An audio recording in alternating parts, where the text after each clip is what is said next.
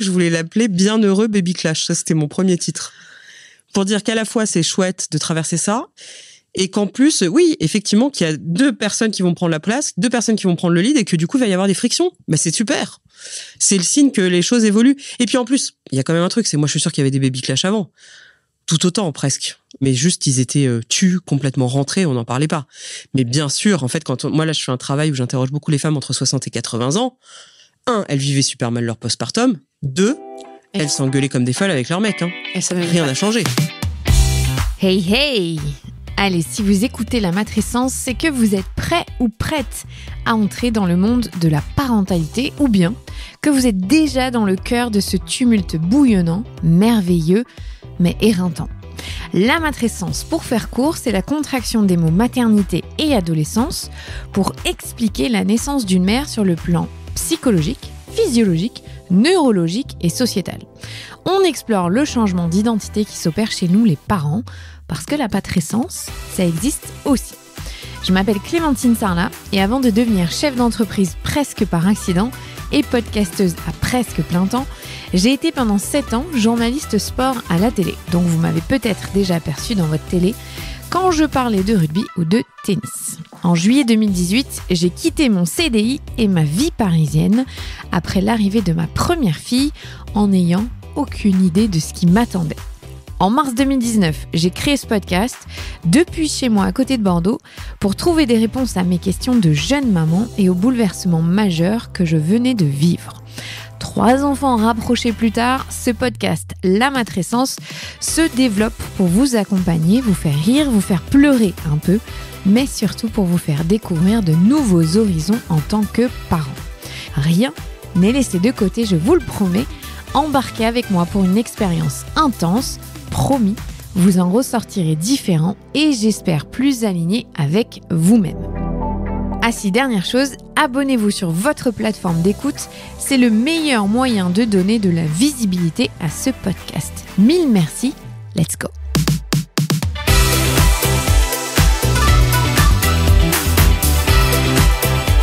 Oh, le baby clash. J'en connais un rayon pour l'avoir vécu de plein fouet et avec de grandes conséquences.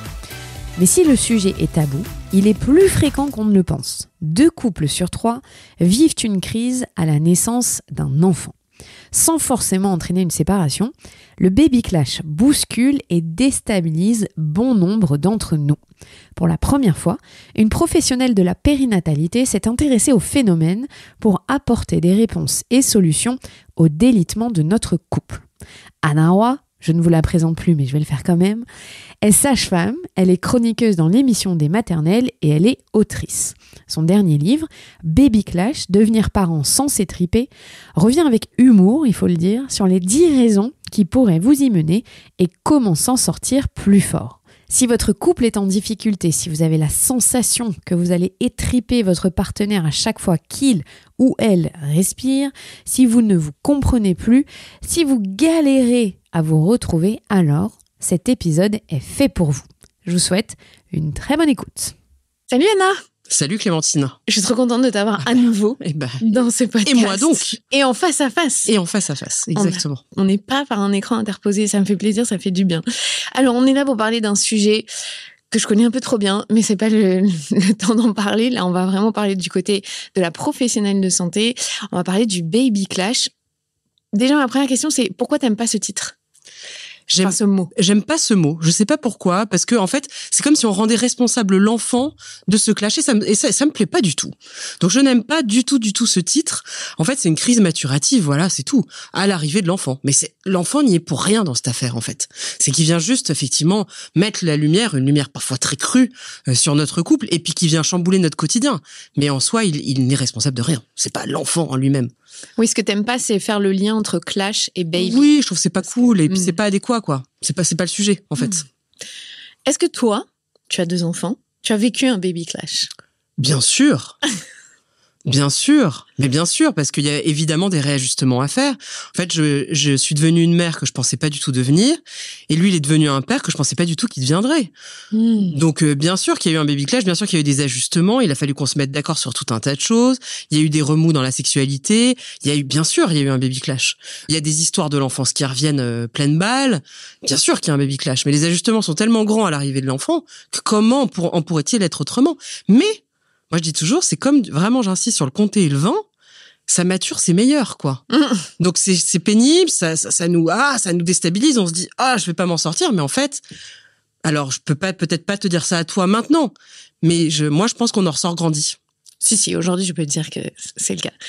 Bon, là, on a déjà mis un gros pied dans le sujet, mais si on veut redéfinir ce qu'est le baby clash ou la crise maturative, toi, tu dirais que ça se définit de quelle manière? Alors voilà, ça c'est très compliqué de définir, mais on va dire que c'est des remous dans le couple qui surviennent pour moi. C'est pour ça que baby non plus, c'est pas terrible. On va dire dans les 6 premières années du dernier enfant. C'est-à-dire si on a un enfant, c'est dans les 6 premières années de cet enfant-là. Et si on en a plein, ça survient dans les 6 années du dernier. Donc en fait, il faut pas... Parce que souvent les parents dont c'est le premier, ça s'est super bien passé, ils se disent ça y est, nous on est sur une l'autoroute du kiff. Et on n'aura jamais de problème de couple. Et en fait, ça survient au 3e, alors qu'on l'avait pas du tout venir. Donc attention, c'est pas parce qu'on en a pas eu au premier qu'on en aura pas au 2e ou au 3e. Ça peut survenir à n'importe quelle naissance. Ça, c'est important de l'avoir en tête. Et moi, quelle ne fut pas ma surprise. Je pensais vraiment que l'arrivée d'un enfant, donc l'amour qui se fait chair et os, c'est quand même un événement inédit. C'était forcément génial, quoi. Et cette vision-là, je l'avais à l'hôpital, vraiment. J'ai vu que des couples s'aimaient comme des fous. Enfin, des effusions, de l'amour, les gens étaient fous d'amour l'un pour l'autre. Et fous d'amour de voir cette tête qui était leur amour, en vrai. Et puis, je suis rentrée à domicile chez les gens, et là, la douche a été froide, quoi. Je voyais des couples que j'aimais beaucoup, sur lesquels je me projetais vachement. Je me disais, mais ils sont comme moi, je les adore et tout. Et puis, séparés pour selon moi, des conneries. Ils trébuchaient sur des... Alors, je sais qu'on peut pas dire ça aujourd'hui, mais les gens se séparent beaucoup pour des choses qui sont, à mon avis, résolvables et transitoires.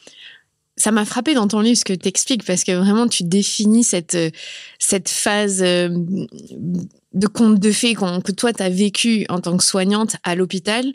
On est un peu aussi biaisé par l'ocytocine qui est à son pic, alors c'est sûr. Et donc, tu n'as pas vu du tout venir, toi, en tant que professionnel de santé, cet autre visage de la parentalité qui est très, très dur. Et tu dis que toi, t'es redescendu de 20 étages en même temps que les couples, au final. T'as eu cette même dégringolade. Mais j'étais extrêmement déçue quand je suis arrivée en libéral, en rentrant chez les gens. Parce que même dans un cabinet, c'est différent. Parce que quand vous travaillez en cabinet, les gens, ils mettent leurs habits de patient. Ils arrivent tout beaux, tout propres, habillés, gentils, ils attendent, ils sont polis. Enfin, voilà. Quand vous rentrez chez les gens, le truc n'est pas du tout pareil. Là, vous voyez les gens tels qu'ils sont. Et là, mais j'étais extrêmement déçue. Moi, je vais vous dire, c'était une douche froide. Pareil sur le postpartum, mais j'étais déçue. Je me suis dit, mais c'est ça l'amour, au secours. Vous voyez les crispations, les malentendus, les disputes pour des broutilles, parfois des trahisons, des trucs. Je me disais, mais donc oui, ça a jeté une lumière très crue. Moi, je suis vraiment descendue de 20 étages. Oui, c'est le moins qu'on puisse dire. Mais en même temps, c'est chouette qu'on en parle. Alors, le problème, c'est que personne n'en parle. Personne n'en parle. Pourquoi? Parce qu'on n'a pas envie de renvoyer une sale image de sa famille. Moi, la première. Je veux dire, moi, j'ai dit, comme tout le monde, ça va super avec mon mec, laisse tomber, c'est trop fou d'avoir un enfant. On joue tous à ça, mais c'est normal. Parce qu'on n'a pas envie de renvoyer les disputes, on n'a pas envie de renvoyer tout ça. Et j'adore parce que quand t'écris cette phrase-là, tu mets entre parenthèses, je sais, c'est mal. Mais oui, bien sûr que c'est mal. Mais on le fait tous. Je crois que c'est extrêmement compliqué de dire qu'on a un couple qui sent le moisi, quoi. Même si c'est transitoire et même si on pense qu'on va s'en sortir. Moi, j'avais pas envie de ça. J'avais pas envie de raconter ça. Comment est-ce qu'on sait, quand on est un couple et qu'on vient d'avoir un bébé, qu'on est en plein dans le baby clash? C'est quoi les signes? C'est une bonne question. Alors, les signes, on est... alors tout le temps irrité par l'autre, bon ça évidemment, et surtout en fait on n'arrive plus à se mettre à la place de l'autre. C'est-à-dire que dans le postpartum il y a un phénomène qui arrive. Souvent c'est que des fois c'est tellement difficile qu'on se met en mode struggle for life. Et ce struggle for life, finalement j'essaye de sauver ma peau. Il est très mauvais pour le couple. Donc ne plus arriver à se mettre à la place de l'autre, ça c'est un signe, moi je trouve. C'est vraiment attention danger. Quand on se dit que l'autre n'est qui fait que de la merde, c'est forcément que de la merde qu'il fait, et qu'en plus, on n'est pas capable d'être empathique, je dis attention danger, parce que forcément, l'autre vit des choses difficiles si vous en vivez aussi, à part, bien sûr, alors là, on l'a pas dit, pardon, évidemment, toutes les situations de violence, etc. Mais ça, je le dis en long, en large et en travers, en diagonale dans le livre, pour moi, ça rentre pas dans le baby clash. Là, c'est des gens, c'est police, justice et tutti quanti, hein. Il y a pas de sujet là-dessus. Donc, oui, des disputes plus fréquentes, des difficultés dans la sexualité. Alors, c'est pas forcément d'avoir une sexualité, moi, je dis pas qu'il faut avoir une sexualité hyper épanouie, je dis une grande différence dans la sexualité d'avant-grossesse et dans celle que vous récupérez 6 mois après l'accouchement, quoi. Quand il y a un grand décalage et qu'il y en a un des deux qui en souffre, il faut, moi je dis attention warning, attention danger. Donc des signes, c'est un peu compliqué, mais souvent on le sait en fait, on se dit ça va pas, quoi. Ça va pas. Le problème, c'est que souvent il y en a un chez qui ça va pas et qui le dit pas. Moi alors ça, je dis attention, il faut être hyper honnête dans le couple et c'est pour ça qu'il faut parler, parce que quand ça va pas, quand son couple ne rend plus heureux, faut savoir le dire à l'autre. Et en fait, vouloir mentir et le cacher, c'est vraiment pas rendre service, en fait. Il faut dire, je suis désolée, mais en fait, ça va plus, je peux plus te supporter, ça va pas. J'ai envie de me casser, quoi. Je pense qu'il faut savoir le dire. Mais c'est dur, hein. Mais je pense qu'il faut savoir le dire. Ce qui est frappant, c'est qu'on le voit au tout long des exemples que tu donnes, hein, les 10 façons de voir le baby clash, parce qu'il y a, on va en parler, des éléments extérieurs qui viennent perturber le couple, et ce n'est pas l'enfant.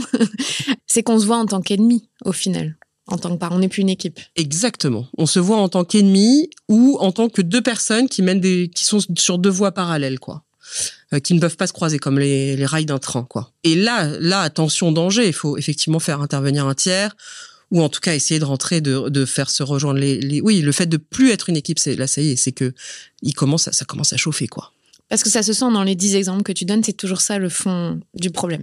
Tout à fait. C'est qu'il y a plus on n'arrive plus à se réunir. On n'arrive plus à se réunir et on se replie sur soi et on fait route à part. Mais c'est pas parce que les gens sont méchants. Vraiment, ça, j'insiste. C'est pas parce qu'ils sont méchants que ce soit des hommes ou des femmes, d'ailleurs. C'est un repli pour survivre. C'est pas forcément des gens méchants. Alors, s'il y a des gens méchants, là, ça vaut peut-être le coup de se séparer, hein, attention. Mais souvent, c'est pas ça le problème. C'est pas ça qui se joue. Tu l'expliques beaucoup dans le livre, que t'es pas là pour dire le couple à tout prix, rester pour les enfants ou rester parce que il faut souffrir et passer le cap. C'est pas du tout le propos. C'est d'arriver à identifier ce qui fait que là, c'est différent parce que l'arrivée d'un bébé a bousculé beaucoup de choses. Et alors, on va en parler. T'as donc 10 situations différentes. La première, je pense que c'est la numéro 1 que t'as identifiée et qui est la réalité de tout le monde, c'est le sommeil. Non, mais alors ça... Enfin, tout le monde, je dis ça, c'est faux. Il y a des gens pour qui c'est pas une réalité. Effectivement, il y a 10% des gens pour qui le manque de sommeil, ça glisse sur eux comme sur l'eau sur un plume d'un canard. Ok, c'est 10% des gens, très bien, ils existent. Je nie pas leur existence, je les ai vus, pas de problème. Mais pour 90% des autres que nous sommes, c'est l'enfer, ce manque de sommeil. Et d'ailleurs, souvent, l'entrée dans la parentalité, c'est l'entrée dans les problèmes de sommeil, et parfois qui vont durer des années et des années. Or, le manque de sommeil, je veux pas faire peur à tout le monde, mais ça rend extrêmement malade. Ça rend malade le corps, mais ça rend malade la tête. Ça altère la santé physique et mentale. Et donc, logiquement, c'est extrêmement mauvais pour le couple. De fait, quand on n'a pas assez dormi, on est irascible, on a une humeur maussade, on est anxieux, on est impatient, etc. Parfois même, on grossit, parfois on maigrit, parfois on est plus malade, on a plus d'infections hivernales, enfin, etc. Et je pourrais continuer la liste comme ça. Donc, le manque de sommeil, moi, je vous en supplie, si vous m'écoutez, la plupart des baby clash sont dus à cette question du fatigue. Les gens imaginent qu'en fait, ils ne s'aiment plus, que c'est fini, que tout est terminé, etc. Je les fais redormir 2 jours, ils se re-aiment. Alors là, je dis, attendez, je croyais que vous vous aimiez plus. Donc là, en même temps, ça fait la preuve. Donc là, c'est une urgence pour moi, il faut restructurer le sommeil pour que les gens dorment. Et puis après, il faut faire ce test très simple. Allez voir si vous dormez 2 jours et vous voyez comment vous irez ensemble. Mais la plupart, ils me font, ah oui, Anna, finalement, on s'aime encore. C'est QFD. Non, le sommeil, moi, je sais. Personnellement, je veux bien m'exposer là-dessus. Ça me rend folle de pas dormir. Je deviens extrêmement mauvais, je suis impatiente, je suis méchante. Enfin, c'est une catastrophe. Mon mec, il pourrait en parler, hein, mieux que moi. Je suis odieuse quand je dors pas. Moi, je trouve, on est la pire version de nous-mêmes. Ah, mais c'est atroce. Mais c'est atroce, mais parce qu'on est mal. Ça met dans un état de... On est mal. Moi, j'ai cru que j'allais crever. Franchement, voilà, mais moi aussi, j'ai cru que j'allais mourir. Et d'ailleurs, à tel point que là, quand j'ai un réveil pour une gastro ou autre, je fais des palpitations cardiaques. C'est-à-dire, mon cœur s'emballe. Je suis là, dans le souvenir de ces réveils nocturnes. Non, mais c'est dire. C'est chaud, quoi. Donc, voilà. Alors qu'ils sont maintenant vieux. Enfin, vieux. 4 ans, quoi. Ils sont passés un petit peu une étape. Oui, non, mais voilà. Mais alors, ce qui est très intéressant dans ton livre, et on va vraiment parler, c'est que tu ne parles pas du tout du problème du sommeil du bébé. Ce n'est pas le problème, le bébé. Le problème, c'est nous, notre rapport au sommeil déjà, notre hygiène de vie, et la réalité du postpartum. Moi, je l'ai eu, anxiété du postpartum, hypervigilance maternelle. C'est très dur de sortir de ça, et c'est très dur quand on est réveillé en permanence. Même quand les enfants commencent à bien dormir, on est encore habitué à ce rythme-là. Donc, explique-nous, quand on est adulte, on est responsable de notre sommeil, qu'est-ce qu'on peut faire pour essayer de pallier à ça? Alors, il y a 1000 choses à faire. Mais déjà, il faut identifier si, lorsque le bébé nous réveille, est-ce qu'on se rendort facilement? Ça, pour moi, c'est vraiment un point d'alarme. Par exemple, je dis n'importe quoi, votre bébé vous réveille et puis vous vous rendormez très bien. Ok, super. Enfin, super. Il va falloir peut-être faire une nuit sur 2, peut-être faire chambre à part, peut-être organiser des gardes. Toi, tu fais 21h, 3h, moi, je fais 23h. Enfin bon. Donc là, ça, c'est très facile, il n'y a pas de problème. Par contre, si vous voyez que même quand vous faites garde alternée, etc., en fait, ou que tout simplement vous réveillez et que vous rendormez pas, là, je dis attention, ça peut masquer une dépression, ça peut masquer des troubles anxieux, ça peut masquer une apnée du sommeil, ça peut masquer plein de problèmes de santé. Donc, attention, danger. Il faut identifier pourquoi vous ne dormez pas. Si c'est juste le bébé, quelque part, c'est pas trop compliqué. Et parfois, d'ailleurs, c'est pas compliqué. Si vous avez une dépression, on la traite. Si vous avez des troubles anxieux, on les traite, etc. Mais en tout cas, il faut essayer de comprendre pourquoi vous dormez pas. Ça, c'est fondamental. Vraiment. Ne vous dites pas, je dors pas, c'est à cause du bébé. Et puis, je vais vous dire un truc, ça va pas vous faire plaisir. Mais les enfants, ça dort pas à 23 ans. Alors, parce que, au début, ils dorment pas parce qu'ils s'en sont pas capables. Après, ils ont eu des otites. Après, ils ont des conjonctivites. Après, ils ont des dents. Après, ils ont toujours un truc, souvent en hit, qui fait que ces enfants ne dorment pas. Et tous les gens qui vont vous dire, mais si, moi, j'ai une technique miraculeuse pour dormir. Ouais. Bon, allez, les coachs en sommeil vont me tuer, mais franchement, à part gros problème de santé chez l'enfant, malheureusement, un enfant, ça dorme pas, quoi. Voilà, c'est tout. Non, c'est plutôt, il y a des très bons coachs de sommeil qui expliquent qu'on réorganise le sommeil familial.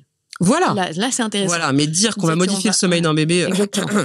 Oui, c'est ça la problématique sous-jacente. Et toi, c'est ce que tu dis, réorganiser le sommeil familial. Si on a une chambre d'amis, on fait chambre à part. Et oui, les couples, on peut faire chambre à part. C'est pas pour ça que... Au contraire, même. Et puis moi, par exemple, j'avais fait faire des boules caisses chez l'audioprothésiste, des vraies boules caisses, parce que les boules caisses du commerce, elles sont pas assez efficaces pour pas entendre l'enfant. Donc j'étais allée chez l'audioprothésiste me faire des vraies boules caisses pour pas entendre l'enfant. C'est-à-dire quand j'étais pas de garde, je n'entendais vraiment pas l'enfant. Et donc je dormais vraiment. Donc vraiment, il y a des petits trucs comme ça qui sont vraiment importants. Alors moi, par contre, je vais t'expliquer, j'ai des boules caisses, je trouve efficaces, mais c'est plus que mes filles, c'est mort. C'est maman, la nuit. Tu vois ce que je veux dire? Mon mec qui peut prendre une nuit, il y a aucun souci, elles vont pas aller le déranger. Mais nous, si on fait ça, là, ce système, elles vont hurler, elles vont venir taper à la porte, elles vont. Donc alors, c'est complexe ça. Moi, ça par exemple, ça arrive à pas mal de mes patientes. Et ça, je le dis. Alors, ok. Vous faites les nuits, pas de problème. Mais là, j'explique aux mecs de façon très claire ou aux coparents de manière générale. Je leur dis, voilà, ne pas dormir de la nuit, il y a rien de pire. Donc vous avez la chance de dormir puisque, de toute façon, c'est elle qui est réveillée. Donc dans ce cas-là, mes patientes, elles ont droit à 2 fois 2 heures dans la journée pour compenser ces nuits qu'elles font. Ça, c'est obligatoire. Sinon, moi, j'explique aux coparents que mes patientes vont crever et c'est pas du tout dans mon intérêt. Donc, celui qui se réveille la nuit parce que, en fait, c'est pas possible autrement, alors vous avez le droit à une compensation. Je pense en particulier au week-end. Si vendredi soir, samedi soir, vous dormez pas, vous avez le droit à 2 fois 3 heures le samedi, 2 fois 3 heures le dimanche. Et les coparents, c'est leur rendre service que de leur dire ça parce qu'ils vont avoir quelqu'un qui est hyper content, hyper épanoui. Quelqu'un qui dort pas et qui en plus se fait des journées harassantes, il est odieux de toute façon. Donc, c'est pas dans l'intérêt du coparent que la femme, la mère, ne dorme pas. Vraiment, hein. Ça, j'insiste beaucoup. Donc, ok, donnant, c'est toujours, il faut avoir une comptabilité, il faut oser faire de la comptabilité quand on est parent, c'est pas grave. Et une comptabilité sur le sommeil. Moi, je fais une comptabilité sur le sommeil. C'était vraiment minute par minute, quoi. Il y a ça aussi, tu vois, quand on commence à se détester, à être ennemi, c'est toi, t'as plus dormi, toi, tu t'es pas levé, toi, tu peux pas te rendre compte, toi, tu sais pas ce que c'est. Et en fait, on est toujours dans le toi, et bon, ça fait pas avancer les choses. Hein. Non. Et ça puis ça, c'est la colère. Oui, et puis ça, c'est de la comptabilité à chaud, c'est-à-dire c'est a posteriori. Alors qu'avant, se dire, attends, celui qui fait les nuits, il a le droit à ça. Enfin, il faut faire de la comptabilité, mais à froid, avant que les problèmes arrivent. Ça, tu expliques. Donc, dans ton livre, comment il est construit, c'est tu donnes l'exemple et après, tu donnes les conseils qu'on peut appliquer. Et tu me fais rigoler parce que c'est vrai qu'il y a dans un des chapitres, tu expliques que on doit aborder la parentalité comme une entreprise. C'est une gestion d'entreprise. C'est pas glamour, c'est pas fun, mais avec des tout petits, on n'a pas vraiment le choix. Oui. Et d'ailleurs, et dire, oui, c'est une entreprise, c'est pas glamour, en fait, c'est beaucoup mieux. Plutôt qu'en fait de faire de la gestion d'entreprise, mais en disant que c'est pas de la gestion d'entreprise. ou alors là, tout le monde va souffrir, etc. Donc oui, moi je dis il faut faire des points tous les 15 jours, des réunions, sans avoir la réunionnite, pas la peine de se réunir toutes les 2 jours, mais il faut se réunir tous les 15 jours, faut mettre des plans d'attaque, faut se répartir les tâches. Toi, t'es fort en ça, tu vas faire ça. Toi, t'es fort en ça, tu vas faire ça. Et tu vas être complètement responsable de ta tâche. Moi, vraiment, je le dis, je n'ai pas touché au linge depuis que je suis mariée avec Nicolas. Je veux dire, je ne sais même plus comment on me lance une machine. Et à l'inverse, lui, il fait jamais la cuisine. Enfin, je veux dire, donc on a vraiment des responsabilités propres et totales. Et bien sûr, il faut absolument gérer la famille. La famille, c'est une entreprise, c'est un business. Il y a des rendez-vous à prendre, il y a des tâches à effectuer, il y a bien sûr. Et il y a de l'argent. Bien sûr qu'il y a de l'argent. Et ça peut poser de gros problèmes, l'argent aussi. C'est pareil, là, il faut en parler de façon très consciente. Qui dépense l'argent, pourquoi, comment, qui le gagne, qui le fait rentrer, etc. Il faut tout poser à plat. Mais en fait, les gens me disent « Ah, Anna, mais c'est horrible, votre vision. » Mais non, je vous assure, en fait, quand on fait les choses à froid, dans le calme, après on s'aime, en fait. Oui, on s'évite les réactions volcaniques. Et puis en fait, souvent, moi je suis une grande spécialiste, j'adore ça, j'empile les dossiers les uns après les autres en me taisant. J'empile les dossiers, après, paf, je pars dans le couloir avec ma valise en disant que ça y est, je divorce. C'est pas bon de faire ça. Non, réglez dossier après dossier, vous êtes pas contente. Faites un point tous les 15 jours, c'est parfait, parce que du coup, c'est parfait. Vous réglez les dossiers les uns après les autres. Et puis aussi, il faut savoir dire aussi ce que vous trouvez chouette. Quand l'autre fait quelque chose de chouette, faut vraiment lui dire aussi. Parce qu'en fait, on n'est jamais, on dit jamais quand ça va. Et il faut le dire, vraiment. Parce qu'en fait, des fois, on est là, ah ouais, c'est pas mal, hein. Et on le dit pas. Dommage. Non, c'est vraiment important aussi de dire ce qui va bien. Alors, on reprend. Une des vraiment premières grosses raisons du baby clash, c'est le manque de sommeil. Il y en a pour qui ça va se régler au bout de quelques mois et très rapidement. D'autres pour qui, malheureusement, ça peut prendre des années. Moi, je fais partie de celles pour qui ça prend des années, surtout avec 3 enfants. Quand tu dis 6 ans, le dernier enfant, je suis ouais, j'ai encore 4 ans, plus de 4 ans. Je sais pas, moi, j'en ai eu un plus que gros, donc ça va. On a compris la leçon et tout ce que tu as dit, je me dis, c'est cool, on l'a vécu, mais on a aussi changé notre façon de faire maintenant pour que ça n'arrive plus. Après, le manque de sommeil, ce serait quoi pour toi la deuxième plus grosse raison du baby clash ? C'est la répartition des tâches. Dans les couples hétérosexuels, ou tu l'as vu même chez les couples... Non, pour le coup, chez les couples homosexuels et hétérosexuels, c'est la même chose. Parce qu'en fait, le problème, c'est que les femmes ont donc 3 mois de congé maternité ou plus. Le coparent a 1 mois au mieux. Et du coup, en fait, il y a un problème, c'est que pendant 2 mois, grosso modo, à peu près dans toutes les familles, pendant 2 mois, la femme va absorber énormément de choses qu'elle fait et que l'autre ne voit pas. Et quand on va reprendre le boulot, quand les femmes reprennent le boulot, elles continuent d'absorber ces tâches qu'elles faisaient et en plus elles taffent. Et là, très vite, c'est logique. Elles vont développer de l'aigreur et de l'épuisement, parce qu'en fait, elles en font beaucoup trop. Donc, c'est hyper important que les tâches, tout soit objectivé. Là, c'est pareil, c'est le linge, ok, le linge c'est quoi, la cuisine c'est quoi, et il faut se répartir les tâches de façon équitable, c'est très, très, très important. La répartition des tâches, pour moi, c'est le premier motif d'engueulade. À juste titre, d'ailleurs, les femmes ont raison de se plaindre. Mais 1, il faut être OK pour déléguer, et 2, être OK pour se la répartir. Et ne pas faire chier l'autre quand l'autre fait une tâche. Moi, je sais que le linge, il est pas fait comme j'aimerais, mais au fond, j'ai qu'à fermer ma gueule parce que le linge est fait. Non, mais tu vois, de fait, moi, je gère pas du tout le linge comme lui. Et ça me saoule, sa façon de faire sécher les trucs me saoule. Mais je me tais. Mais si t'y penses, tu dis, en plus, si je devais le faire, non, je préfère. Voilà, c'est ça. Voilà, c'est ça. Non, mais au début, je faisais des réflexions, puis en fait, ça décourage l'autre, donc c'est complètement contre-productif.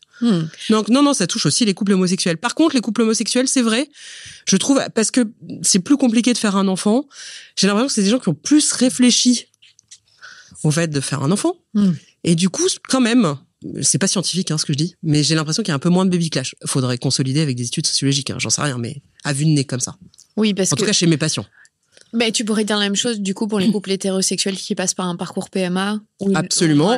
Ou un parcours traditionnel. Je sais que ça plaît pas que je dis ça, mais des parcours traditionnels où on se fiance, puis on se marie, puis ceci et puis cela. En fait, ça met comme des garde-fous, en fait, en quelque sorte. Alors oui, dans le livre, tu expliques que t'es pas en train de faire l'apologie du mariage en tant que tel, mais que t'es en train d'expliquer que ça te donne une feuille de route pour le couple, et que en se mariant avant, en s'engageant avant, on se réfléchit forcément à ce qu'on veut comme famille, comment on veut faire. Mais après, moi, je me suis posé la question, je me suis mariée après, mais je suis pas sûre que ça nous ait quand même donné une feuille de route, tu vois. Déjà, ça donne plein d'occasions de se séparer. Quand on se fiance, quand on prépare un mariage, qu'on se marie, non, mais de fait, il y a plein de couples qui rompent à ce moment-là. Parce que tu dis, c'est quand même un engagement. Donc, en fait, les histoires déjà pas très solides, elles pètent pendant ces moments-là. Et puis, alors nous, on a fait un mariage où on était obligé de se poser des questions qu'on avait. Et qu'est-ce qui se passe si vous êtes stérile? Et qu'est-ce qui se passe si l'enfant que vous attendez est trisomique? Et qu'est-ce qui se passe si, etc. Nous, on s'était fait vraiment une feuille de route. Donc, on s'est engueulé, mais comme des putois, parce qu'on n'était pas du tout d'accord sur les solutions. Mais n'empêche que ces questions, on les avait réglées avant, quoi. Donc, je dis pas que c'est ça qu'il faut faire. J'ai juste, ça met des garde-fous, comme le couple homosexuel met des garde-fous, parce que le parcours est difficile. Je dis pas que c'est bien que ce soit difficile, comme les couples qui font de la PMA. Tous ces parcours semés pas d'embûches, mais d'étapes à passer, où on est obligé de se dire, est-ce que c'est vraiment avec cette personne que, ouais, je crois. Et ça oblige. Alors qu'effectivement, moi, j'ai beaucoup de patients, mais ça peut être super aussi. Ils aiment faire l'amour ensemble, ils font un enfant. C'est super. Mais des fois, en fait, on se réveille avec un bébé et on se dit, oh, mais c'est pas du tout le mec que j'aurais choisi finalement, quoi. Donc, des fois, c'est vrai. Mais encore une fois, je vous dis, pas du tout obligé de se marier et tout ça, mais je trouve ça intéressant de questionner ça, quoi. Mais en revanche, tu donnes quand même des exemples dans toutes les thématiques de baby clash qu'on peut ressentir, de couples qui sont ensemble depuis 20 ans, pour qui tout roulait, mais il y a quand même un baby clash. Bien sûr. Voilà, c'est pas parce qu'on s'est rencontrés quelque temps avant qu'on n'a pas fait ce questionnement. Pas du tout. Et il y a même des couples qui sont bien plus pérennes alors qu'ils viennent de se rencontrer. Non, c'est pas du tout un gage de qualité. C'est des garde-fous supplémentaires. En aucun cas, ça peut, prédire s'il y aura un baby clash ou pas. D'ailleurs, la plupart des baby clash surviennent sur des couples qui sont anciens, et qui se croyaient, partis sur l'autoroute, quoi, tu vois. Donc, non, c'est presque ceux qui se méfient le moins. Alors que c'est vrai que des jeunes couples un peu comme ça, souvent, ils sont un peu sur leur garde, ils font un peu gaffe. Donc, non. Oui, mon propos n'est évidemment pas de dire que les garde-fous protègent de tout, loin de là. Oui, ça se saurait. Si on avait la recette du bonheur, de toute façon, on l'aurait utilisée depuis bien longtemps. Tu serais millionnaire. Milliardaire. Donc, on a dit le sommeil, la répartition des tâches, évidemment. Et après, tu abordes un troisième pan, je dirais pas qui est tabou, mais qui est complexe dans les débuts de la parentalité, c'est de prendre du temps pour soi. Oui. Et qui est parfois vraiment vital pour certaines personnes, pour d'autres un peu moins, en tout cas dans les premiers temps. Donc ça peut foutre le couple en l'air. Ah ouais. Et ça touche plus les femmes que les hommes. Autant, alors je sais, c'est pas politiquement correct de dire ça, mais les hommes, ils ont... Ah non, je vais pas dire ça. Ils ont beaucoup moins de difficultés à prendre du temps pour eux. Voilà, on va dire ça. Et ils ont raison. Ils prennent du temps. Quitte à... Des fois, je vois même des hommes qui laissent leur famille en plan pour aller vaquer à leurs occupations diverses. Je dis pas que c'est ça qu'il faut faire. Mais je dis qu'il faut que vous le fassiez aussi. Il faut absolument prendre du temps pour soi, même si au début, vous allez vous dire « Mais j'ai rien à faire, moi j'ai envie de rester là avec mes enfants, ça m'intéresse pas du tout. » Je pense qu'il faut faire ça au départ comme un exercice. Alors, il y en a à qui ça convient très bien, alors là, ça vous concerne pas, mais si vous sentez qu'il y a peut-être un sujet là-dessus, mais allez faire. Moi, au début, je me suis rendu compte qu'en fait, finalement, ça me plaisait de prendre du temps pour moi, c'est en allant au Monoprix. J'adore le Monoprix. Bon, j'ai évidemment pas de collaboration commerciale avec eux, mais je vous le dis, j'adore aller au Monoprix. Et là, je me suis dit, mais en fait, j'adore être seule au Monoprix, comme avant. Donc, prenez du temps pour vous, vraiment. Essayez de faire l'exercice, vraiment au moins. Et il faut le mettre dans l'agenda, quitte à mentir. Moi, j'ai menti, à Nicolas. C'est une patiente qui m'a appris à faire ça. Elle m'a dit, Anna, tu dis que tu rentres à 18h. En fait, tu finis à 17h, tu te prends 1 heure. Donc, j'allais dans les bars, j'appelais des gens et tout. Meilleur conseil qu'on m'ait jamais donné, c'est de mentir. Si vous vous sentez pas de demander. Pas grave, vous mentez. Et prendre 1 heure pour faire ce que vous voulez. Est-ce que c'est prendre un bain? Est-ce que c'est d'aller voir des potes? Est-ce que c'est... J'en sais rien. Mais faites cet exercice et vous verrez que souvent ça vous plaît et qu'en fait ça vous fait un bien fou. Moi, je sais que j'étais tétanisée au début pour ma première de prendre du temps pour moi. Alors, j'avais une situation particulière. Je travaillais à Paris alors que je vivais à Bordeaux. Donc déjà, j'avais du temps loin d'elle que je détestais. Ouais. Donc quand j'étais chez moi, je ne pouvais pas envisager de ne pas être avec elle. C'était violent pour moi et violent pour elle. Au 3e enfant, on arrive un peu mieux quand même. Oui, et puis souvent, il y a un truc de culpabilité. En fait, ce qui empêche de prendre du temps pour soi, c'est la culpabilité. Mais les gens oublient que pour qu'un bébé soit heureux, il faut que ses parents soient heureux. Ça, c'est vraiment le truc de base. Vraiment, c'est vrai, je vous assure. Si vous écoutez-nous là-dessus, c'est que si vous prenez pas de temps pour vous et que vous êtes malheureuse, votre bébé, il sera pas heureux. Ce qui va le rendre heureux, si vous, j'ai pas dit n'importe quoi, mais vous allez à la piscine, vous revenez, vous êtes hyper bien, vous êtes là, ouais, super et tout. Votre bébé, il en profite le premier. Donc en fait, même quand vous prenez du temps pour vous, en fait, vous le faites pour votre bébé. C'est ça que je veux vous dire. Vraiment, et je vous assure que c'est vrai. Malheureusement, les bébés sont des éponges et ils sont nos émotions. Donc vous êtes malheureux et malheureux, vous êtes heureux et heureux. Donc prendre du temps pour soi, c'est pour le bébé que vous le faites aussi. Prendre du plaisir. Même la notion de plaisir en postpartum, elle est pas assez dite en fait. Il faut prendre du plaisir. Au-delà même du temps pour soi, il faut prendre du plaisir. Et donc tout ce qui fait plaisir, ça je peux pas savoir à votre place. Et tu vois, j'allais te dire que c'était... Moi, je me rends compte que C'est ce qui m'a fait parler de la matrescence et de ce changement-là, c'est que je ne savais plus ce qui me faisait plaisir. Je ne savais plus ce que j'aimais moi, en tant que moi, Clémentine, si j'étais pas mère. Et ça, je trouve que c'est violent, tu vois, d'avoir ce changement-là et de se dire, mais je suis qui? C'est quoi? Mais qu'est-ce que j'aime, en fait, de ce que je kiffais avant? Là, ça m'intéresse absolument pas. Donc, du coup, t'as tendance à te renfermer sur toi-même parce que tu t'es perdu. Complètement. Mais effectivement, les plaisirs peuvent changer ou perdurer. Mais en tout cas, posez-vous la question du plaisir. Il faut vraiment se poser cette question. Comment je pourrais avoir du plaisir? Et mettez cette question de la culpabilité. Moi, j'ai toujours pas réussi, mais je vous le dis, la culpabilité, il faut vraiment comprendre que c'est votre ennemi juré et que pour que votre bébé soit heureux, il faut que vous soyez heureuse, quoi. Vraiment, mais ça, c'est vrai. Tu mets un warning, en revanche, là-dedans, c'est de faire attention à la disproportion. C'est-à-dire que souvent, tu le vois dans les couples, il y en a un qui va faire beaucoup de choses pour lui ou elle et pas l'autre. Et du coup, toute la charge incombe à la personne qui reste à la maison. Alors ça, warning majeur. 2 warnings. Le premier, c'est celui-là, effectivement. Ça, c'est vraiment dégueulasse de faire ça, hein. Alors pour le coup, là, faut être aussi équitable dans le plaisir qu'on prend. Là, par exemple, moi j'ai un patient qui faisait de la pêche, un autre qui faisait, enfin bon, ils ont toujours des activités, les mecs longues, et puis surtout, là il faut que ce soit équitable. Je veux dire, absolument, c'est absolument nécessaire. Même si pour vous, en fait, ça va être de prendre un bain dans votre salle de bain, mais en tout cas, il faut qu'il y ait une répartition équitable. Ça, c'est extrêmement important. Deuxième warning, complètement politiquement incorrect, c'est ne sortez pas trop séparément les uns des autres, enfin l'un de l'autre. Je sais que ça, les gens me disent mais vous êtes folle Anna de dire ça, mais moi je pense que attention dans les premiers temps où on est vraiment harassé par la charge parentale, etc. Quand vous sortez systématiquement séparément et que vous allez prendre du plaisir avec d'autres gens sans l'autre, attention parce que votre cerveau il va assimiler je ne suis pas avec l'autre. Et je suis vachement en train de prendre du plaisir.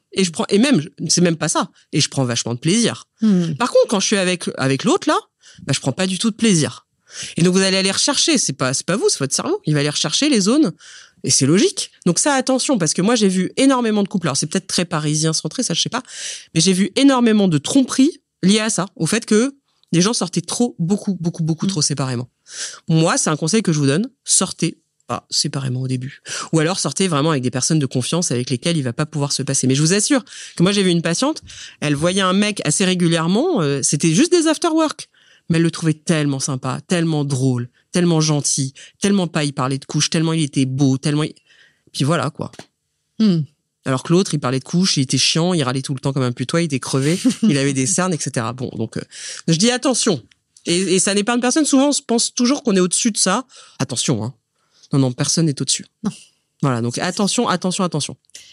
Donc, le sommeil, la répartition des tâches, le fait de pas beaucoup prendre soin de temps pour soi et en couple. Et ensuite, t'en avais une autre, c'est la sexualité. Ouais. 4e aspect que tu abordes. Alors, la sexualité. D'abord, il y a beaucoup de couples, beaucoup de femmes et d'hommes qui disent « j'ai plus envie de baiser en postpartum, donc je n'aime plus la personne ». Qui associe ça. Ah ouais. Alors ça, c'est un truc de fou. Les gens disent, c'est le réflexe. J'ai plus de désir, donc je l'aime plus. Mais alors là, j'ai dit attention danger, là encore le sommeil. Quand vous êtes en manque de sommeil, la première chose qui va sauter dans votre fonction corporelle, la libido. Ça sert à rien en fait pour notre survie. C'est mathématique. Mathématique au contraire. Donc vraiment, soyez très attentif à ça. Et d'ailleurs, la plupart des gens que j'envoie à Fontainebleau, je les envoie tous à Fontainebleau. Ils reviennent de Fontainebleau, ils ont dormi, ils avaient envie de niquer. Je veux dire, c'est mathématique. Donc d'abord, il y a le sommeil. Après, il peut y avoir la question des douleurs. Ça, je dis, s'il y a des douleurs après un accouchement, il faut absolument les résoudre. Je vous renvoie tous vers Périnée Bien-Aimée, merveilleuse association qui est faite par une sage-femme.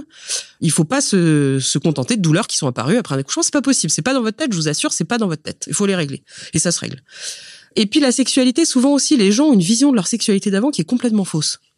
Les gens disent, non mais attends, on avait une sexualité incroyable. Alors je dis, ah bon, mais quelle sexualité incroyable? Vous faisiez l'amour combien de fois, etc. Puis les gens interrogent, et puis elles disent, ah oui, Anna, c'est vrai, vous aviez raison. Vous avez raison, oui, effectivement, on faisait pas l'amour 15 fois par mois. Non, c'est vrai, pas du tout, en fait. Je dis, bah voilà. Donc là, en fait, c'est le continuum de la sexualité d'avant. Et puis, le manque d'espace, et puis le manque de sommeil, tout ça fait que la sexualité peut avoir des remous. La solution à ça, c'est en tout cas, d'en parler très librement en couple.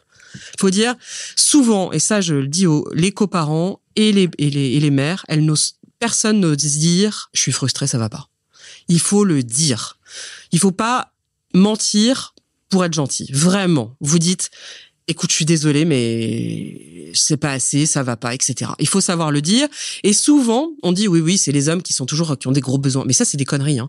Souvent, c'est les femmes je vais dire un truc très choquant, mais la bandaison est très fragile, la bandaison. Et donc, en fait, un homme qui dort pas, il a vraiment peu de désir et puis parfois même il bande plus.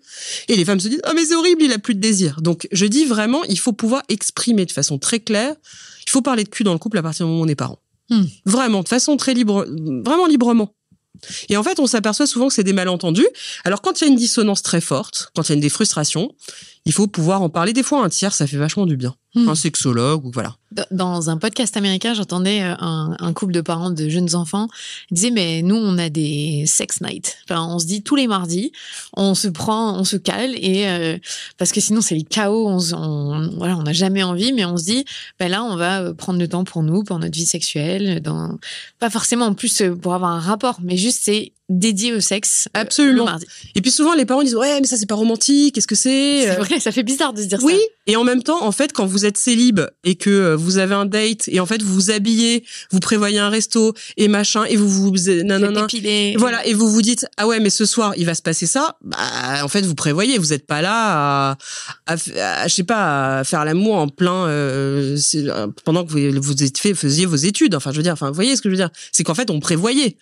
Donc attention à cette idéalisation de la sexualité d'avant. En réalité, et puis des fois, il faut quand même le dire, il y a plein de gens qui ont une sexualité beaucoup plus épanouie après aussi. Qui carrément. sont beaucoup plus sur le corps, vachement plus libérés, qui s'embarrassent moins de trucs, et puis qui savent que la relation va certainement durer et que donc les barrières sautent et ils ont une vie sexuelle comme Jaja, quoi. Ah oui. Une fois que tu dors, c'est bon. Ah ouais, et puis les gens se retrouvent. Et puis alors ça, il y a un truc que les gens ne croient pas, mais on peut tomber amoureux plusieurs fois et on peut réavoir du désir sexuel comme dans les débuts, plusieurs fois dans la vie. C'est génial. C'est vrai. Bah oui, c'est vrai. C'est un truc de dingue. Mais oui, c'est vrai. Moi, je croyais pas que c'était possible. Mais il faut dormir. Mais il faut dormir. Ça, c'est ouais, absolument. Sinon, ça va être un peu compliqué quand même. Alors après, bien sûr, il faut que je vous rappelle qu'il y a la sexualité non pénétrative aussi, bien sûr. Mais il y a plein de patients qui me disent non mais Anna vous êtes gentille mais c'est pas ça dont j'ai envie. Bon alors dans ce cas-là voilà, mais n'oubliez pas qu'il y a la sexualité non pénétrative bien sûr. Et puis qu'aussi il y a des couples qui ont plus du tout envie de faire l'amour et qui feront plus jamais l'amour. Mais ça leur va très bien parce qu'ils sont ok tous les deux quoi. Et je voudrais rappeler quelque chose que tu dis dans le livre et que tu l'as un peu dit là, mais pas de pression si une semaine après l'accouchement vous n'avez pas fait l'amour. On met des mois. On a tous. Je pense qu'il n'y a pas. On n'est pas assez honnête sur l'arrêté. Moi, je pense que ça m'a pris entre 3 et 6 mois à chaque gros postpartum. Mais bien sûr. Mais les chiffres, c'est que 50% des couples ont repris une vie sexuelle 3 mois après l'accouchement. Et c'est seulement un couple sur 2. Il faut attendre 1 an pour que 97% des couples aient repris une vie sexuelle. Donc, non, mais pour enlever la pression, certaines, surtout les tout nouveaux parents avec un seul enfant, n'ont pas encore cette idée-là. Oui, cool. Et puis si vous reprenez tout de suite, enfin vraiment. Oui, évidemment. Et non, il y a pas de pression. Le tout, c'est d'en parler. Et attention aux frustrations qui naissent dans le silence. Ça, attention. Vraiment. Mais sinon, non, pas de pression. À chaque exemple que tu donnes, tu parles beaucoup du travail que tu fais avec d'autres professionnels de santé. Je trouve que c'est intéressant parce qu'on entend rarement d'autres professions se recommander. Et donc, pour toi, il y a vraiment ça. Vous êtes une équipe autour des jeunes parents. Toi, tu n'es pas psychologue, tu n'es pas psychiatre, tu n'es pas sexologue. Non. Et donc, au-delà de tes compétences, tu sais vers qui réorienter. Donc, dès qu'il y a un souci, oui, on peut aller voir notre sage-femme qui va nous redonner, nous bien réorienter. sûr. Moi, je suis pas du tout thérapeute de couple, je suis pas psychiatre, je suis pas psychologue, je suis pas sexologue. Vraiment, ça, je comprends pas d'ailleurs qu'en périnatalité, on se tire beaucoup dessus. On est en concurrence. Oh là là, il y a pas assez de place pour tout. Enfin, vraiment, non, il faut arrêter de se tirer. Vraiment, c'est un travail d'équipe. Moi, je travaille beaucoup avec d'autres professions et donc c'est absolument essentiel et notre complémentarité n'est pas à démontrer. Non, bien sûr. Et d'ailleurs, souvent, c'est eux qui résolvent les problèmes. Moi, je les résous en partie parce que je mets la lumière, mais que j'invite les gens à se prendre en charge. Mais en soi, le sexologue, après, heureusement qu'il est là. Parce qu'il y a des trucs, c'est trop compliqué pour moi. Tu parles un petit peu dans ce livre des dépressions du postpartum qui auraient pu être évitées et qui, du coup, engendrent des baby clash. Est-ce que tu peux nous expliquer un petit peu dans quelle catégorie elles tombent, ces dépressions du postpartum? Alors, évidemment, faire une dépression, évidemment, pour l'autre, c'est extrêmement difficile à vivre. Et pour soi-même, effectivement, quand on est en dépression, souvent, la libido est quasiment inexistante. Et donc, évidemment que ça va faire des remous dans le couple et que là, moi, souvent, c'est ce que je conseille à mes patientes qui ont une dépression du postpartum, c'est que le coparent se fasse accompagner en même temps. Parce qu'en fait, alors, c'est difficile à entendre pour les femmes qui font une dépression du postpartum, mais être aidant, de quelqu'un le coparent, quand une femme fait une dépression du postpartum, c'est très lourd et très difficile. Et donc, c'est très bien que les deux soient accompagnés ou, autre possibilité, de faire une thérapie familiale. C'est-à-dire, on va voir un psy à deux. Mais en tout cas, ne négligez pas cette partie, ne négligez pas dans le couple, dans la dépression du postpartum, il faut absolument que l'autre soit pris en charge ou qu'il y ait une thérapie familiale. Enfin, ça, c'est mon humble avis, vous faites bien comme vous voulez, mais voilà, je tire la sonnette d'alarme, attention, parce que la dépression du postpartum, ça peut vraiment faire de gros dégâts. Et donc, quand tu parles de cette catégorie de dépression du postpartum qui aurait pu éviter, pourquoi? C'est quoi? Ah oui, alors ça, il y a plein de dépressions du postpartum évitables. Parce que, par exemple, moi, je cite ce cas, la plupart des femmes reprennent le boulot à 2 mois et demi après la naissance. En tout cas, quand c'est un premier, elles ne dorment pas la nuit et elles travaillent le jour. C'est QFD. Je veux dire, elles sont dans un tel état d'épuisement que quelques semaines après, elles ont un épisode dépressif qui se mue en dépression du postpartum. Ça, c'est évitable. Par exemple, si vous reprenez le boulot, vous sentez que c'est trop dur pour vous tirez la sonnette d'alarme, médecin sage-femme, et vous faites arrêter immédiatement pour pas aller vers des symptômes dépressifs. Et ça, je pourrais continuer ça pendant 3 jours. C'est un sujet que j'aime beaucoup, évidemment. Mais pour moi, la plupart des dépressions du postpartum sont évitables, oui. Après, il y en a une qui est incompressible et qui est absolument inévitable, avec altération du lien mère-enfant, des dépressions très sévères, etc. Bien sûr. Mais il y en a qui sont évitables, bien sûr. Et il y a aussi quand même, c'est un peu des bébés malades aussi, ça peut mettre vraiment le couple à l'épreuve. Ça t'en parle. Alors, tu prends l'exemple du RGO, mais il y a évidemment plein d'autres pathologies. Pourquoi est-ce que le bébé malade, ça met le couple à l'épreuve? Donc, ce que tu dis, on peut prendre 2 chemins. Soit exactement. Mais c'est terrible d'ailleurs. Parce qu'il y a que 2 scénarios possibles. Enfin, en tout cas, moi, je n'ai vu que ça. Soit ça se soude et les gens sont soudés à mort, mais c'est un truc presque, ils développent une relation incroyable. Soit ça les sépare à jamais. Donc, là, moi, je dis pas que ça va se produire. Je dis attention danger, c'est une terrible épreuve d'avoir un enfant malade. Alors, ça dépend des maladies, etc. Mais je crois qu'il y a rien de pire au monde. En tout cas, selon moi. Et donc, vraiment, là, faut se faire accompagner. Il faut se faire accompagner seul, il faut se faire accompagner en couple. C'est trop difficile. Alors là, je prends l'exemple du RGO, qui est presque le moins grave, mais la prématurité. Ah, mais c'est terrible. Même la mort fétale in utero. Attention, ça peut, parce que les vécus, parfois différents, avec des temporalités différentes, sont tellement parfois difficiles. Vraiment, n'hésitez pas à vous faire accompagner. On peut aller voir un professionnel de la santé mentale, un psychologue, un psychiatre, juste pour discuter, pas parce qu'on a des problèmes, entre guillemets. Ça m'a frappé dans ton livre. Je pense que moi, j'ai vraiment une vision totalement biaisée de la santé mentale. Que je pense que toi, dans ta pratique, tu vois à quel point c'est tabou encore. Pour moi, ça me paraît tellement fou que ce soit tabou d'aller voir un psy. Ah, mais c'est totalement tabou. Ah non, mais les Français, la Française, le Français de base, aller voir un psy, c'est parce qu'on est fou. Ça, c'est dans nos milieux très privilégiés ou même les milieux d'Instagram où on a l'impression que ça y est, tout est acquis, tout est fait. Qu'on parle de santé mentale, en tout cas, de manière qui est plus tabou. Voilà, mais en fait, dans la vraie société, non, les gens, aller voir un psy, c'est que t'es un cinglé. Enfin, un cinglé vrai. Moi, je pense que c'est pas les réseaux sociaux, j'ai été élevée dans une famille où on allait en thérapie. Ah ouais, moi aussi. Moi aussi, voilà, c'est pas un problème. Stigma, là. Ouais, mais moi, je pense que non, les Français, pas du tout. Ils ont pas du tout ce rapport-là à la santé mentale. Et donc, dès que ça va pas. Mais d'ailleurs aussi parce que ça coûte cher, hein. Mais je veux dire, au-delà de ça coûte cher, le stigmate autour de dire je vais prendre le temps d'aller voir un. Voilà, vraiment, les psys, on est là pour aller leur parler de ce qu'on veut. Mais c'est génial. En fait, quand on y a goûté, c'est bien, hein, en vrai. Franchement, c'est super.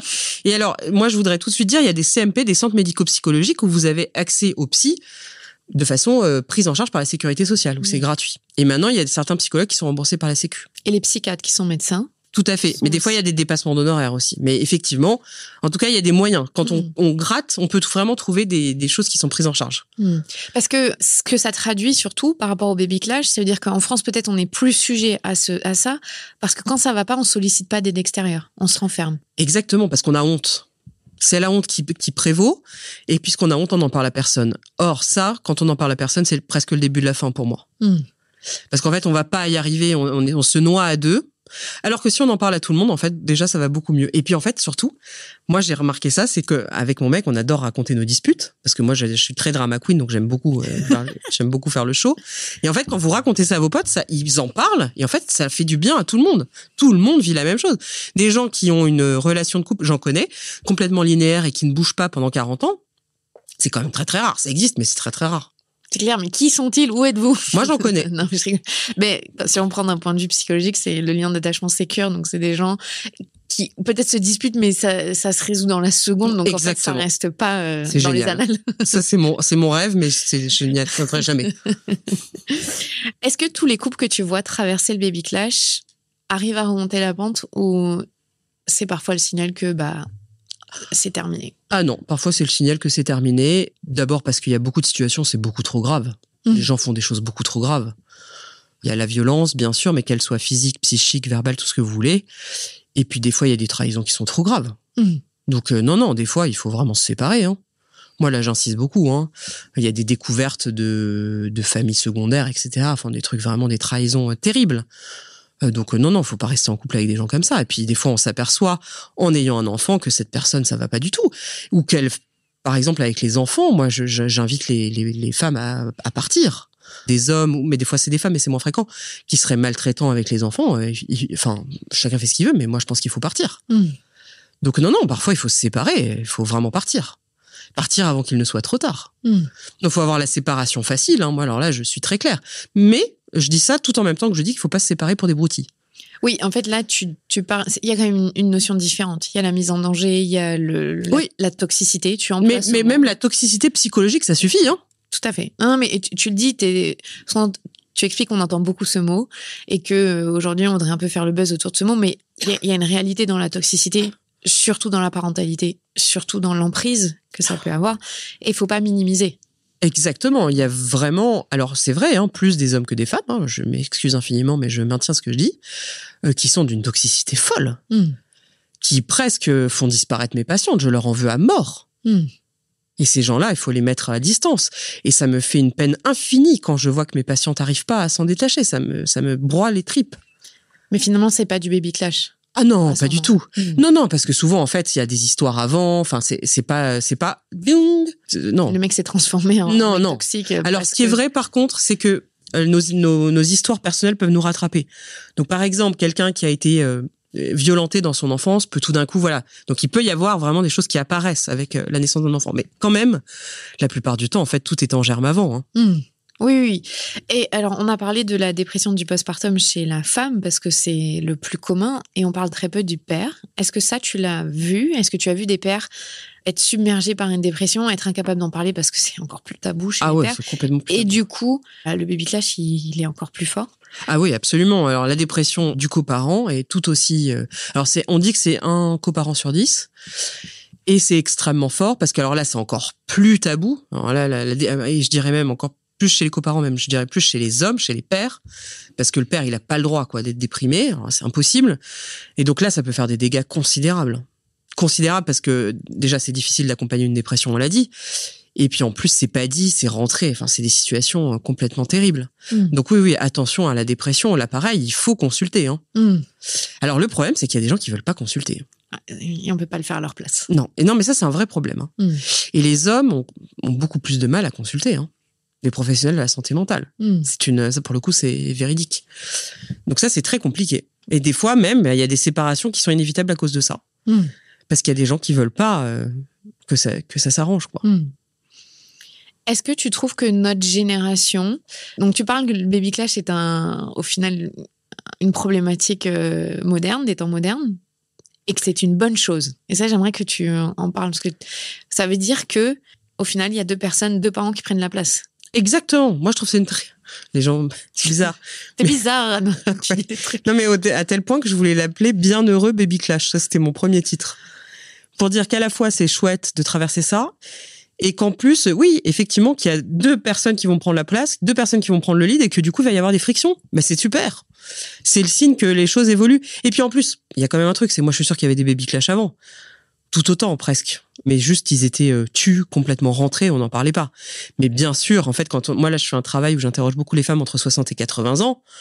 1, elles vivaient super mal leur postpartum. 2, elles s'engueulaient comme des folles avec leur mec. Hein. Rien n'a changé. Elles savaient même pas ce qu'était le postpartum en plus. Exactement. Mais en fait, rien n'a changé. Oui. C'est juste qu'elle s'est rentrée, enfouie et dit « No complain, no explain ». C'était la reine d'Angleterre. Tout va bien. Derrière, c'était le chantier absolu, mais tout allait bien, quoi. Tout était en feu derrière. On sortait, on avait lancé une bombe. C'est ça. En disant que tout allait bien. Et donc, le baby clash, ce qu'il faut retenir, c'est que ça met en exergue des problématiques qui étaient là avant. Oui, exactement. C'est l'idée. Moi, je pense, c'est l'arrivée d'un enfant, c'est vraiment, on vient soulever le tapis, l'enfant met la lampe torche sur tout ce qu'on avait enfoui sous le tapis. Mais c'est une chance, vraiment. Dites-vous que c'est une chance. Moi, vraiment, j'insiste sur ce fait-là. Toujours, on me dit, c'est négatif et tout. Non, c'est pas négatif. C'est une chance. Il faut la saisir. C'est comme le postpartum, c'est une chance de revoir sa vie à l'aune d'un nouvel événement. Donc vraiment, non, c'est une chance. Votre couple, moi je prends cet exemple un peu bizarre, mais l'arrivée d'un enfant, vous avez un super beau pull en cachemire. Vous le mettez dans la machine à laver. Si vous mettez le mauvais programme, il va ressortir en charpie, etc. Si vous mettez le bon programme, il va sortir plus beau que jamais. Un enfant, c'est pareil sur votre histoire d'amour. Le pull en cachemire, c'est votre histoire d'amour.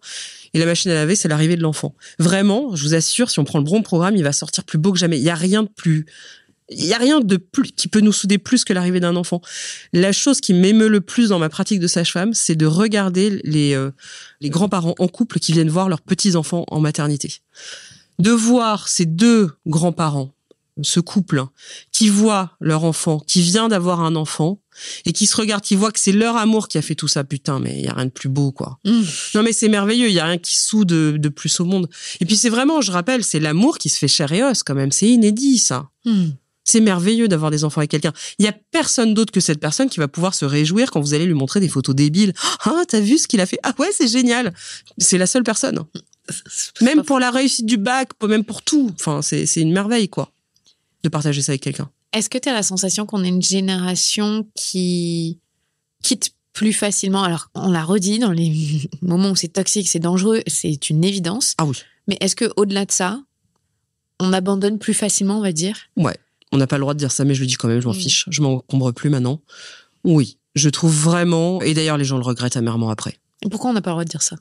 Eh ben, je sais pas. En vrai, je sais pas pourquoi on n'a plus le droit de le dire. Parce qu'on veut absolument... Je sais pas. C'est vrai, ça, pourquoi? Parce que ça renvoie les gens peut-être à leurs échecs. Je ne sais pas. À leurs échecs, peut-être? Je ne sais pas. Mais moi, je pense vraiment qu'on se sépare. Enfin, dans beaucoup de situations, c'est des séparations qui auraient pu être évitées. Non, c'est parce qu'aussi beaucoup de gens pensent qu'une fois qu'on est séparés, on va vraiment pouvoir ne plus avoir de nouvelles de l'autre. Alors que quand on a un enfant, malheureusement... je peux confirmer, c'est compliqué. On se séparera jamais. Non. Et c'est ça qui est terrible. Donc si c'est nécessaire, c'est nécessaire. Et d'ailleurs, ça fait suffisamment souffrir d'avoir toujours l'autre au basque, alors qu'on on a besoin de plus l'avoir au basque. Mais quand c'est pour des broutilles, c'est vraiment idiot. Et puis souvent, on pense que l'herbe est plus verte à côté aussi.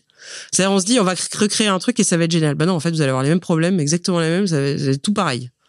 Donc, oui, je pense que c'est un peu dommage. En tout cas, je pense qu'il faut interroger ça. On a, je pense, la séparation trop facile, ouais.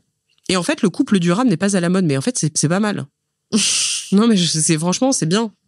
Et d'ailleurs, c'est marrant parce qu'il y a un double truc, parce qu'à la fois sur les réseaux sociaux, tout le monde est hyper ému.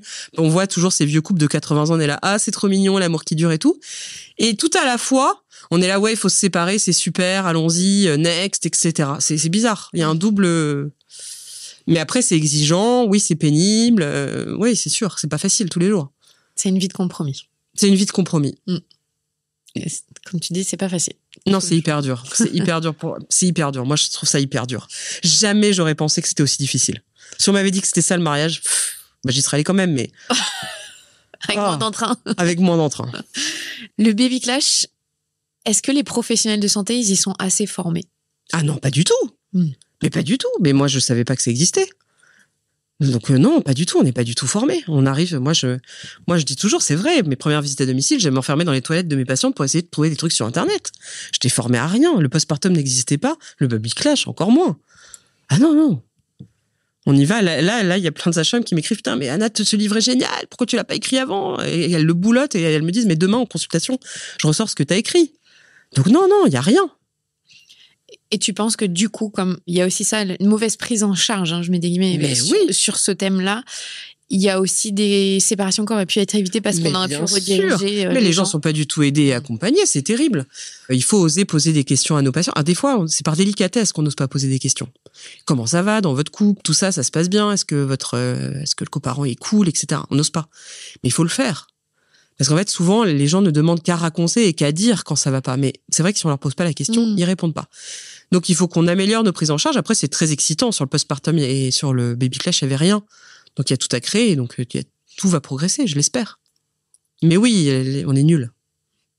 Il faut du temps aussi en consultation pour avoir l'espace. Alors voilà, ça, c'est le problème majeur. Moi, je le prends.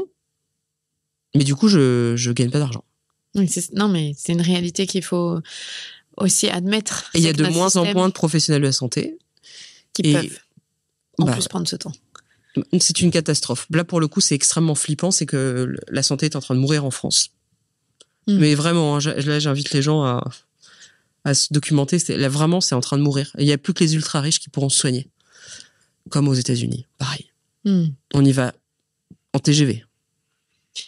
Et ce qu'a mis en place le gouvernement de l'entretien postnatal, est-ce que c'est là les professionnels qui nous reçoivent, donc c'est vous les sages-femmes ou gynéco ou médecins traitants, c'est ça? Oui, exactement, ouais. C'est ces personnes-là qui devraient être formées pour pouvoir poser tout de suite la question. Ah voilà, alors. Et orienter. Ouais, absolument, il faut toujours poser la question du couple et des violences de manière générale pendant ces entretiens, ça me semble absolument nécessaire.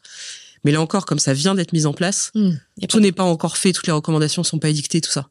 Mais bien sûr, s'il y a des professionnels de santé qui m'écoutent, et même, je vais vous dire, vous êtes puéricultrice en PMI, vous êtes puéricultrice tout court, vous êtes auxiliaire de puériculture, vous êtes doula, vous êtes accompagnante périnatale, vous êtes orthophoniste. Il faut poser cette question du couple à tous les gens que vous voyez. Et leur dire, ah, mais pas de problème, il existe tel et tel professionnel du couple. Posez la question. Les gens, ils sont trop contents. Ah, quelqu'un qui me pose la question à qui je vais pouvoir en parler. Et les autres, ils vont dire, ah, mais pourquoi ça va très bien? Ok, bah tant mieux. Cette personne, ça va super bien, tant mieux. Mais c'est vrai que je reprends ce que tu dis, c'est très dur quand on est face à son partenaire ou sa partenaire qui refuse. Ah, ça, c'est vraiment l'enfer. On est coincé, en fait. Et ce sentiment-là, il est difficile parce que on sait qu'il y a des solutions et ça nourrit encore plus la frustration du baby clash, tu vois ce que je veux dire? C'est un cercle Absolument. vicieux. Mais c'est pour ça que là, par exemple, un suivi global avec une sage-femme ou semi-global, comme je fais, mais comme plein d'autres sages-femmes font, c'est vachement bien parce que du coup, le coparent a confiance en la sage-femme et du coup peut écouter des choses parfois très dures que je dis aux coparents. Ou vraiment, je suis très dure parfois. Donc, je rappelle le suivi semi-global, c'est-à-dire que tu les suis pendant la grossesse, pas l'accouchement parce que tu ne peux pas être en salle d'accouchement, et tu les suis en suite de couche en postpartum. Voilà, donc, exactement. Ça veut dire que tu connais le couple depuis le début de leur aventure. Voilà, et que je les connais hyper bien. Et que du coup, c'est développé une telle proximité que je peux leur dire des énormités. Là, tu peux mettre la lampe torche, c'est ça? Ah ouais, puis je me gêne pas. Maintenant, j'ai plus aucun filtre. Je parle de tout avec mes patientes et mes patients. Et d'ailleurs, ils m'aiment pour ça, je crois. Mais je suis vraiment, il y a des types qui veulent pas se soigner, etc. Je dis, attendez, vous allez pas faire payer vos problèmes de santé mentale toute votre vie à votre femme. Donc là, vous faites quelque chose parce qu'elle partira. Et des fois, c'est... ils m'en veulent à mort, et puis après, ils y vont, puis après, ils sont contents, et puis ils me remercient, ils m'envoient des bouquets de fleurs. Non, mais c'est vrai, ça m'est arrivé plusieurs fois, ça. Non, il faut vraiment... Mais ça, c'est délicat pour les professionnels de la santé, là, qui nous écoutent aussi. Osez dire les choses. Arrêtez avec cette asepsie verbale où vous osez pas dire ce que vous pensez. Quitte à vous... En fait, les gens ne disent pas ce qu'ils pensent parce qu'ils ont peur de se faire envoyer sur les roses. Mais n'ayez pas peur, quitte à vous faire envoyer sur les roses. Allez-y, dites-leur. Dites-leur ce que vous pensez, ce que vous ressentez. Parce que souvent, on ressent pas mal quand on est professionnel de la santé. Donc, osez dire les choses. En fait, vous rendez service à vos patients. Et vous plantez des graines. Exactement. Et donc, c'est hyper important de dire ce qu'on pense. Quitte, effectivement, se faire envoyer sur les roses, c'est pas très agréable, mais enfin, on s'en remet. Et moi, je vais le dire en tant que patiente. Quand j'ai fait mes premiers cours de prépa à l'accouchement avec mon mari et que on n'avait pas de bébé encore, d'avoir une sage-femme qui nous dit votre bébé il pleure, il fait pas un caprice, il est tout petit, vous devez aller le voir.